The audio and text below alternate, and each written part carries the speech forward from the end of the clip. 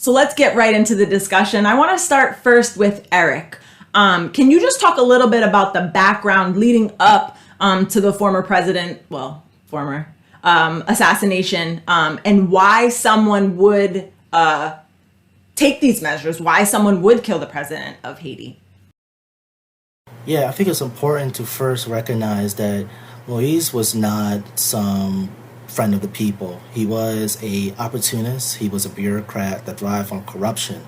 But that was really one of the core reasons that he was assassinated. He was locked in a power struggle with the other elites of the Haitian society. And I think the ruling class, to a degree, did not like how corrupt Moise was. He was operating at basically by decree without elections for really up to 2 years at this point.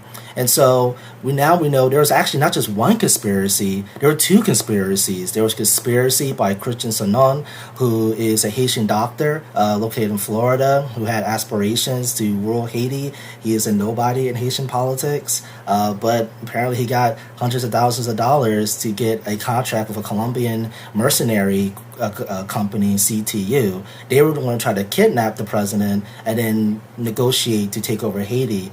Is obviously he's not the only one involved in this because he was declared bankruptcy. There was another conspiracy with several of his bodyguard units, Sanon, actually went in there and were going to assassinate the president. They were not going to cooperate with Sanon, which speaks to larger influences at play. And since afterwards, they quickly talk about the situation, they talk about like it really is bigger than just this one person, this Haitian person in Florida.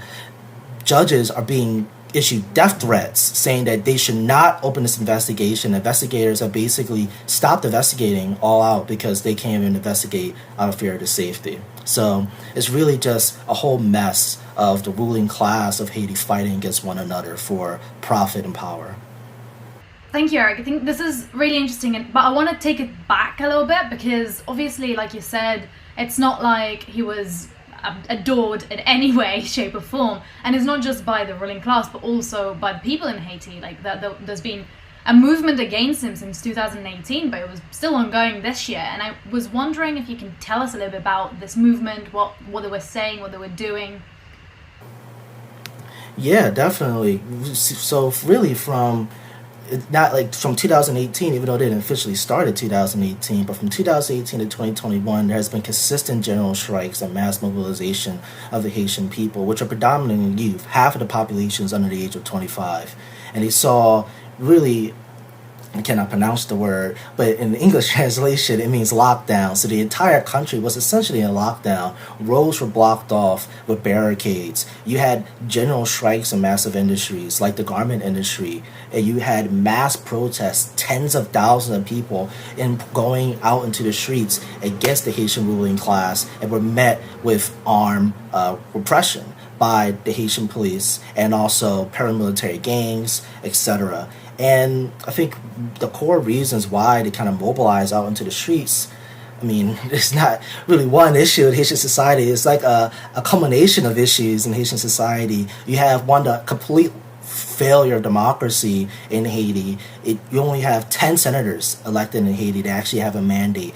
The lower parliament had to be dissolved because there was no mandate. So the Haitian people felt they have no voice, and they correctly understand they have no voice in Haiti, how Haiti operates. You have increasing setbacks with COVID. The COVID economy, really shut down the economy for a good bit, which really for Haiti, already 6% in poverty, meant even more suffering day to day. And you also have Petrocarbe, which Moise freaking stole billions of dollars from a program with Venezuela for oil, which initially started a protest from 2018. But right now, at this point, it's no going back to like peace or normal in Haiti, which rarely there are those times, because the Haitian people says enough is enough. We need a total transformation of really Haitian society.